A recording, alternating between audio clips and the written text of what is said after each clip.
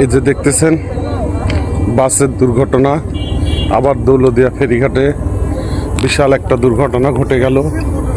আগের দুর্ঘটনাতে অনেক লোক মারা গেছে, আবার এখন একটা নতুন করে দুর্ঘটনা ঘটে গেল। দেখেন কি পরিস্থিতি, কি অবস্থা। আহারে, আমিও একটা ড্রাইভার ভাই, একটু দেখে চলার না গাড়ি। জীবনের থেকে সময়ের মূল্য বেশি না তো, একটু সময় করেন। চোখে ঘুম ধরলে গাড়ির থেকে নেমে চোখে পানি দেন, 1 মিনিট রাস্তায় ব্রেক দিয়ে পানি দেন, এবং কি অনেক ঘুম ধরলে ব্ল্যাক কফি খান। জীবন চলে গেলে আর পাবেন না। আপনার জন্য দেখেন কত সন্তান, কত মায়ের বুক খালি হচ্ছে। একটু কি আর করেন। আজকে দেখেন এই দুর্ঘটনায় কত লোক আহত, মারা গেল, কার বা বুক খালি হলো। আমিও তো ড্রাইভার, আমারও তো কষ্ট লাগে এভাবে নিয়ে গাড়ি ফেলা দিলে।